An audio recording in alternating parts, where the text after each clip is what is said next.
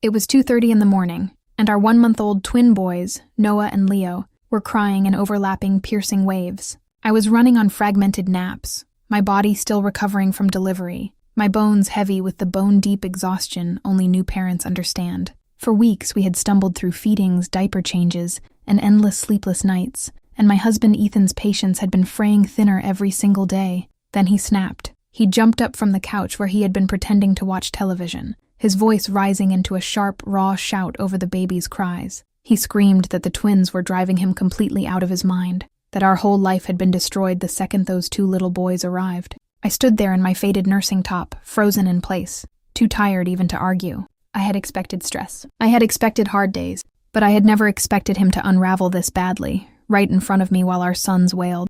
I tried to calm him down. I told him we were both exhausted, that this phase would pass, that we just needed to take turns and hold on. None of it landed. Ethan paced across our living room, hands tangled in his hair, saying he could not breathe inside these 4 walls. He said he needed to get away, far away, and he started tapping furiously on his phone screen. I thought he was texting one of his friends to vent. I did not realize he was pulling up a travel booking site. When he told me he had just bought a round-trip ticket to Europe to go traveling with his college buddies for an entire month, my stomach dropped. I could barely believe my own ears. Our babies were barely 4 weeks old. I was still here. We had no family nearby to step in and help. I begged him to think it over, told me leaving me alone with 2 newborns was not. He waved my words off like they were irrelevant, saying he would burn out completely if he stayed another. He acted like this was his only way to keep his sanity. The rest of that night blurred into another. He packed a large suitcase while I bounced 1 fussy twin on each. He barely glanced at Noah and Leo before zipping his bag. There was no real guy, no arranged financial help, no plan for emergency backup if something went wrong with the baby. He just grabbed his luggage, headed out the front, and called an Uber to take him to the. I stood in our dim entryway holding my crying hands, watching the taillights vanish down our quiet suburban street. Rain streaked our front windows, typical late autumn weather for our Washington. My phone pinged once, a short cold text message. He said he needed this break, and he would talk to me when he got back. Over the next few hours, I juggled feedings and rocking the twins while my mind. I kept waiting for a message, some guilt, or even a last-minute of heart. Never came. Flight tracking alerts popped up on my device. The plane he was aboard lifted off from Seattle Tacoma International, climbing high ocean, carrying thousands of miles away from me and our helpless. The house fell into a strange, heavy quiet between the life Ethan and I imagined, where we would navigate parenthood side by side, had fractured in one. He was off to eat good food, explore foreign cities and friends. At home, alone, holding our sons, left to carry every single weight of new parenthood by myself. I had no idea what the next 30 days would bring, or what would be waiting for us when he finally decided home. The first week without Ethan blurred together into a relentless cycle of feeding, soothing, and sleeplessness that stripped me of every last ounce of energy. Caring for 1 newborn is exhausting enough, but managing 2 fussy, 1-month-old twins alone pushed my body and mind to their absolute limit. I survived on cold coffee, 5-minute snatched naps, and quiet prayers that Noah and Leo would settle long enough for me to catch my breath. Our suburban Washington home, once warm and full of quiet couples' joy, turned cold and hollow. Every empty room a constant reminder that my husband had run from our hardest season instead of standing beside me. I'd clung to a small, desperate hope in the beginning. I told myself Ethan's outburst had been a moment of severe postpartum adjacent stress, that his impulsive European trip was a reckless but temporary breakdown. I believed once he calmed down and slept off his frustration, he'd text more, check in regularly, and feel overwhelming guilt for leaving his newborn twins and recovering wife behind. I waited for apologies, for concerned calls, for any sign that he understood how selfish and cruel his choice had been. That hope faded fast with every passing day. Ethan's contact grew sparser and colder by the hour. His messages were short, dismissive, and focused entirely on his own experience. He texted me quick lines about beautiful city views, fancy dinners, and late-night bar outings with his friends, never asking how the twins slept, never checking on my physical healing, never acknowledging the impossible workload I handled solo. When I worked up the courage to tell him I'd gone 3 straight nights with no real sleep, that the twins were colicky and inconsolable for hours, his reply was icy and detached. He told me I signed up for motherhood, and that I needed to stop being dramatic and handle my responsibility. That single message shattered every last excuse I'd made for him. This was not a stressed man acting out temporarily. This was a man who simply did not want to be a father. Not when fatherhood required sacrifice, effort, or selfless. While I was buried under endless diaper changes, round-the-clock feedings, and the isolating exhaustion of twin newborn kids, he was living a carefree, child-free vacation across the ocean. The contrast between our two lives was brutal and unforgiving. Worse, mutual friends began sending me screenshots of his social media stories. Ethan posted endless clips of rooftop parties, street sightseeing, wine tastings, and laughing group photos with his friends. He looked relaxed and completely unbothered by the family he'd abandoned back. He never posted a single photo of his sons, never mentioned his wife struggling, never acknowledged his family existed at all. It was as if he'd erased us from his life entirely for the month he was. I started pulling quiet, consistent weight on my own shoulders to keep our household. I balanced my remote marketing work during the twins' rares, scheduled pediatrician appointments alone, restocked baby supplies in between fussy feeding sessions, and cleaned up constant messes without a single break or helping hand. Friends reached out to check in occasionally, but most had their own busy lives and families, offering kind words but no real consistency. I was fundamentally alone, and I tried one final time to bridge the growing gap between us halfway through the. I called Ethan late at night, after the twins had settled, my voice tired. I explained that postpartum recovery was already brutal, that twin infants doubled every ship, and that his complete absence wasn't dull. It was destabilizing our entire. I begged him to come home early, to stop running and start facing his responsibilities. His response was defensive. He argued that he'd too, that the constant crying had damaged his health, that he deserved a break after putting up with months of pregnancy. He claimed I was guilting him, and ruining his only chance to relax in years. Before reply, he cut the call short and texted that he would not be cutting the trip short, that he'd paid for the full month and intended to stay for every single day. He ended the conversation by saying I needed to learn to. At that moment, the fragile, peaceful illusion of my marriage crumbled.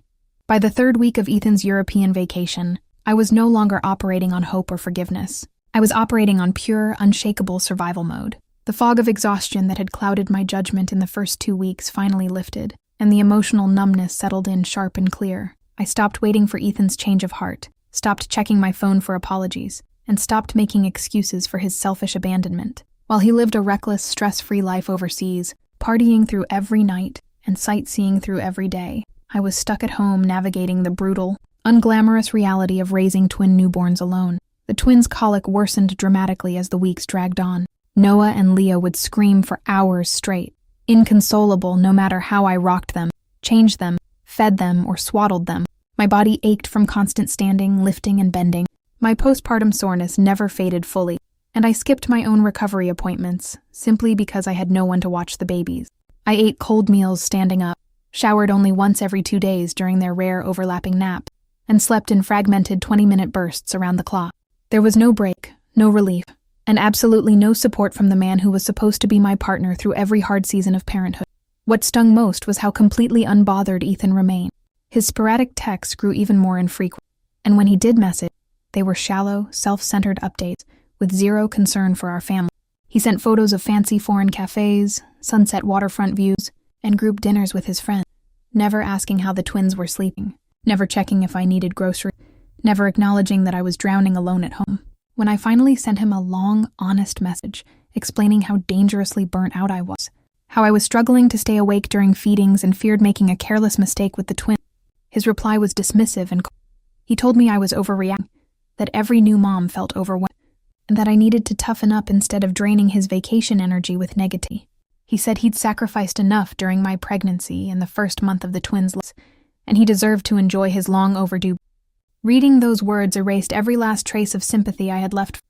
I realized he did not view marriage or fatherhood as a lifelong partner.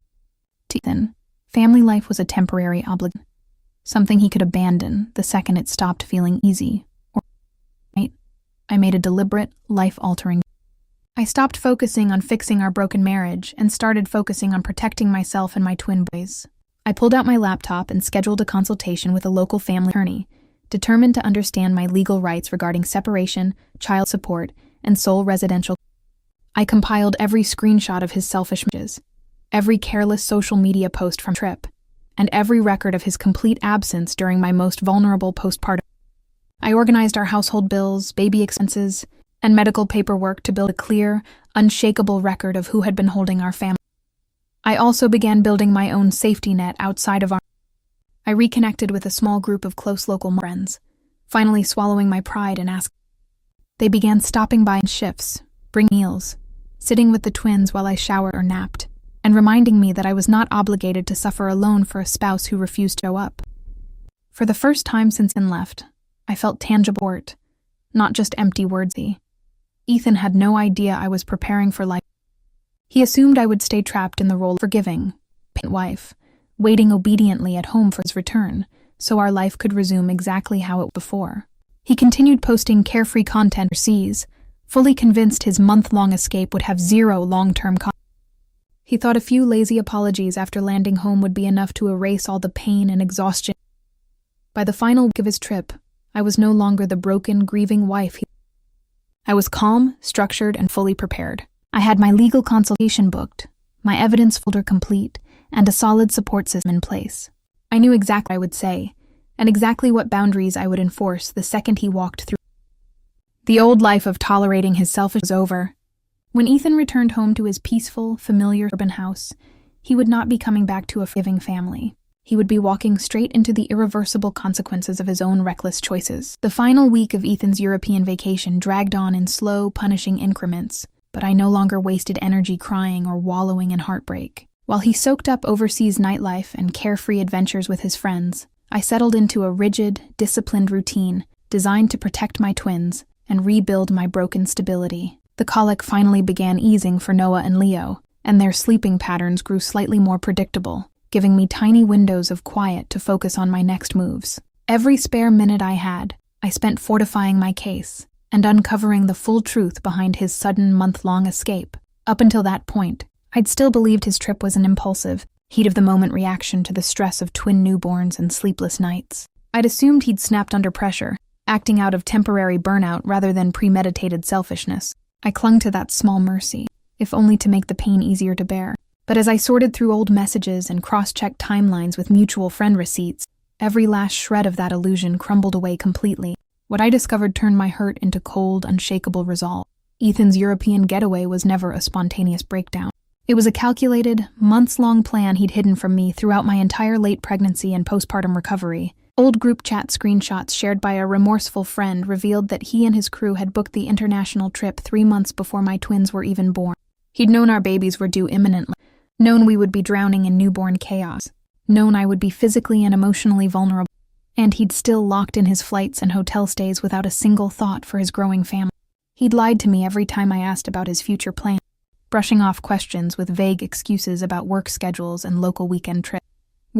He'd spent my final trimester complaining to his friends about the burden of incoming twins, whining about losing his freedom, and counting down the days until he could flee household responsibility. He'd painted me as a restrictive, high-maintenance partner and fatherhood as a life sentence he was desperate to escape. Reading those cruel, ungrateful words crushed the last piece of softness I held for him. This was not stress-induced recklessness. This was deliberate, pre-planned abandonment. While I endured painful postpartum healing complications and endless round-the-clock twin care, Ethan had been counting down his vacation days, daydreaming about parties and sighing. While I struggled to eat, sleep, or breathe under the weight of solohood, he'd laughed with his friends about how trapped he felt in his own. The unfairness of it all settled deep in my chest, hardening into a quiet anger that fueled every decision I made moving forward. I was no longer fighting to save him. I was fighting to hold him accountable for every lie and every self. As his trip neared its end, Ethan's attitude grew even more entitled, and he sent me a lazy text explaining his flight time, telling me he expected a home-cooked meal and a clean house.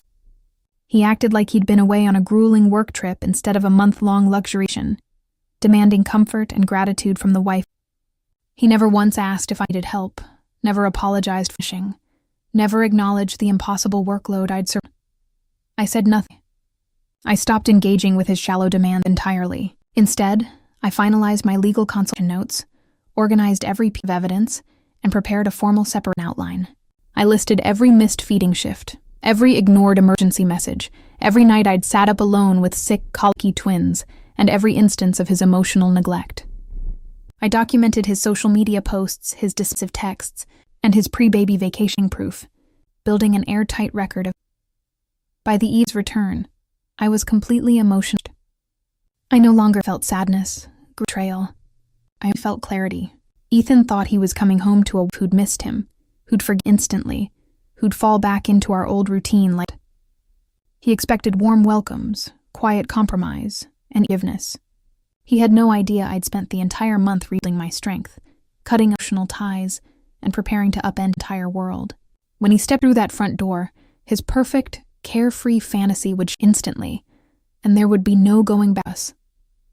The day of Ethan's arrival arrived gray and quiet, mirroring the empty, unforgiving calm I'd carried in my chest for weeks. After uncovering his months-long secret plan to abandon our newborn twins and me during my most vulnerable postpartum season, I was no longer hurt or heartbroken. I was simply ready to end the one-sided marriage that had only demanded my sacrifice while letting him chase endless freedom and pleasure. While he finished out his final hours partying overseas, I spent my morning tending to Noah and Leo, feeding them, dressing them in clean matching onesies, and soaking in their soft, peaceful presence. They were my priority, my strength, and the only family I truly needed anymore. Throughout the entire month he was gone, Ethan had never once prioritized our boys. He'd ignored updates about their colic, skipped every milestone photo I'd sent, and brushed off my exhaustion as overreacting. He'd lived like a single, childless man while I carried the full weight of twin motherhood and a broken marriage alone. Now he was coming home expecting seamless comfort, domestic peace, and my unconditional forgiveness. He assumed I'd greet him warmly, fix his favorite meal, and quietly slip back into the role of loyal, forgiving wife who always cleaned up his messes. I spent the afternoon finalizing every detail of my plan. I compiled all my evidence into a neat, organized folder. Screenshots of his pre-planned vacation chat, his selfish social media posts from Europe, every dismissive text he'd sent me while I struggled alone, and detailed notes of every single night I'd endured solo childcare. I reviewed my legal consultation notes line by line, confirming my rights to legal separation, consistent child support, and primary physical custody of our twins. I also finalized temporary living arrangements and co-parenting boundaries, leaving zero room for his manipulation or excuses. I did not spend a single second cleaning the house for his return. I kept our home exactly as our real life looked. A stack of clean baby laundry on the couch, a basket of tiny toys on the floor, bottles drying on the kitchen counter, and the honest, unpolished mess of real twin parenthood. I refused to pretend our month of hell never happened. I refused to present him with a perfect, stress-free home after he'd fled every responsibility that created that mess. For the first time in our marriage, I would not hide his fears or sanitize the consequences of his selfish choice. Late in the evening, Ethan texted me that he had landed and was on his way. His message was casual, cocky, and completely unapologetic. Just a quick note to let me know he was arriving soon, with no mention of apology, no concern for me or the boys, no acknowledgement of the pain he'd caused. I stared at the screen for a moment, feeling the last thread of emotional attachment fray and snap completely. I replied with one simple. In the hour I waited, I thought back to every red flag I'd ignored over his hatred of teen, his avoidance of responsibility, his need for constant his tendency to run from any hardship instead of fight through it. I'd always excused his impurity, telling myself he'd grow up once we had. But his European escape proved he had no desire to grow, no willingness to sacrifice, no capacity to love our family more than his own. Fatherhood and marriage had never been his duty, only his own happiness. I held my sleeping twins close in the dim living room, steady and I was no longer the tired, desperate wife who'd begged to stay, who'd cried over his absence, who'd made endless excuses for him. I was a mother first, a servant second, and done with loving someone who refused to love our family. Every part of me was settled, firm, and ready for the confrontation. Ethan was about to walk through our front door expecting a warm. What he would actually find was a wife who'd outgrown his richness, a life that no longer revolved around comfort, and a permanent end to the easy, consequence-free marriage he'd enjoyed for years. The calm before the storm hung there, and I doubt his month of reckless freedom over, and his real consequences were. The sound of tires rolling into the driveway cut through the quiet neighborhood dusk, sharp and definitive. After 30 full days abroad, Ethan was finally home. I sat perfectly still on the living room couch, Noah and Leo sleeping soundly side by side in their portable bassinet at my feet, my evidence folder stacked neatly on the coffee table. The house was dimly lit, calm, and unceremoniously real. No fancy dinner, no cleaned-up decor, no warm welcome I had zero intention of giving him. Every part of me was grounded, no longer nervous, no longer sad, only ready to end the charade we'd been living for far too long. The front door unlocked and pushed open, and Ethan stepped inside, hauling a large rolling suitcase behind him. He looked tanned, relaxed, and rested, his clothes smelling like overseas cologne and airport air, a stark contrast to my exhausted postpartum frame and the tired, worn state of our household. He scanned the room casually, clearly expecting me to jump up and greet him, to gush over his return, to fuss over his luggage and ask about his trip. When I stayed seated, quiet and unsmiling, his casual smile faltered for only a second before his cocky attitude returned. "Finally home," he said, tossing his jacket over the arm of the couch like he owned every inch of this space. Man, I needed that break. These past few months with the twins were non-stop chaos. I feel like a new person. He spoke freely, completely unbothered by the fact that I'd survived that exact same chaos entirely alone for an entire month. He glanced around the messy living room, raised an eyebrow, and let out a disappointed hug. "You didn't clean up at all. I was hoping for a decent homecoming after traveling all." That entitled comment was the final push I needed. After weeks of swallowing my pain and holding back my frustration, I no longer had any reason to be gentle or patient with. I stood up slowly, keeping my voice steady and low. No yelling, no hysterics, just unbreakable certainty. "I didn't clean because there was no reason to pretend our life was perfect," I told him. "This mess is real. This exhaustion is real. This month of me raising our twin newborns alone while you partied across Europe is very—" Ethan's expression dropped instantly. He stared at me, clearly unused to me standing my ground, unused to me refusing to cater to his ego. "What is your problem?" he snapped, defensive and irritated. I took a much-needed vacation. "I'm back now. Can you just drop the attitude? I've had a—" I reached forward, grabbed my thick folder of evidence, and set it firmly on the table in front of him. One by one, I pulled out the screenshots of his pre-trip, his group chat messages mocking parenthood, his careless vacation posts, and every cold, dismissive text he'd sent me while I struggled through sleepless nights and postpartum recovery. I laid every proof out for him to see, watching his confident expression crumble piece. "This wasn't a last breakdown," I said firmly. "You planned this trip 3 months before I was born. You knew I'd be vulnerable. You knew I'd need help. You knew our newborns would require round-the-clock care, and you still chose to run. You spent my entire final trimester counting down vacation, complaining about your own children before they even took them." Ethan's face drained of all color. He stumbled backward slightly, his earlier arrogance. He tried to stammer out excuses, claiming he was stressed, that he'd been overwhelmed, that I was. But the proof was right in front of his eyes, undeniable, doable. He had no way to lie. I pulled out the official legal separation papers I'd prepared and slid them across him. "I'm done," I told him plainly. "I'm done excusing your immaturity, done carrying our family alone, done waiting to grow up. You wanted freedom for a month? Now you have it permanently. I'm filing for legal separation, full primary custody, and consistent child support. You get to cope on my terms, but you will never again get to abandon our family and come home to a..." Eth froze completely, his mouth falling open in pure horror. He stared at the paperwork, then at me, then at his twin sons, and finally understood the irreversible.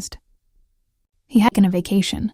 He'd destroyed his marriage, broken our family's trust, and lost the easy, loving home he'd taken years. The carefree, consequence-free he'd loved was over, and there was nothing he could do to take it back.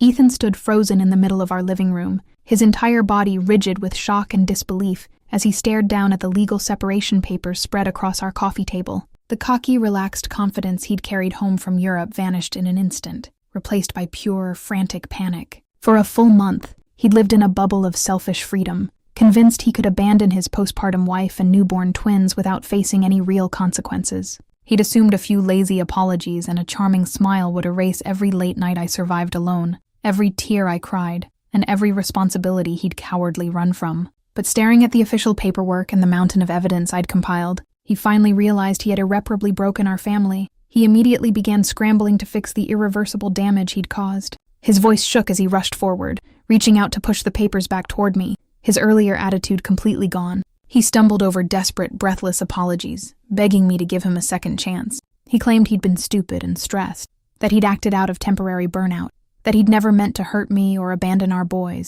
He swore he'd grown up on his trip, that he'd come home ready to step up as a real father and husband. and that he would never leave us again. I listened to every word in total silence. No anger, no tears, no frustration left in my heart. I'd spent weeks drowning in pain, grieving the marriage and the family I'd dreamed of. I'd already cried every tear, processed every betrayal, and mourned every broken promise. His apologies were far too late, hollow and meaningless after months of lies and a full month of deliberate abandonment. I knew his desperation was not rooted in guilt or love. He was only scared of losing his perfect family set, his comfortable home, and the easy fatherhood that let him enjoy his kids without any of the hard work. I shook my head firm, cutting off his endless stream of excuses. "You didn't make a temporary mistake," I told him, my voice steady and unwavering. "You made a choice. You planned this trip while I was pregnant. You mocked our upcoming parenthood to your friends. You left me alone with 1-month-old twins while I was still recovering from childbirth, and you spent a month celebrating your freedom while I fought to keep our babies safe and healthy. This isn't burnout. This is who you are." Ethan's face crumpled in defeat. He tried to, offering to quit, to take over nightly things, to handle every household, to do anything I asked just to stop the separation. But I knew better than to fall for empty promises. A man who plans abandonment months in advance does not change overnight fear. He was only remorseful because he'd finally fought, not because he'd truly learned to value his. I laid out my clear, non-negotiable terms for our new life moving. He would have scheduled supervised visitation with Noah and Leo on weekends and 2 weekday evenings, no unannounced drop-ins, no last-minute cancellations. He would pay full legal child support and cover 100% of our twins' medical bills, daycare costs, and monthly child care expenses. He would no longer live in our home, no longer get to enjoy the warmth and stability I'd built alone while he partied. Our marriage was. In the week that followed, Ethan slowly accepted the harsh reality of this. He moved out of our home, tried and failed multiple times to beg for reconciliation, and was forced to adjust to part-time fatherhood while I built a peaceful, stable routine free from the stress of his selfishness and emotional neglect. My postpartum anxiety faded completely. Noah and Leo grew happier, calmer, and more consistent in their moods, thriving in a home filled with quiet safety and honor. I rebuilt my life on terms, advancing my career, strengthening my support system of friends, and creating a beautiful, predictable world for my boys. I grieved the loving, present partner I'd to have, but I never regretted my choice.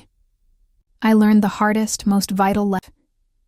True partnership means showing up for the seasons, not just the easy. Love is not celebrating freedom while you're suffers. It is sacrificing your comfort to protect the people you love. Ethan still struggles with regret to this day, watching from the sidelines as our twins grow healthy and bright without his daily presence. He finally understands the monumental cost of his 1-month selfish freedom. I lost the marriage I dreamed of, but I gained my self-respect, my peace, and the courage to raise my boys in a home free of toxicity, neglect. My is smaller now, but it is safe, steady,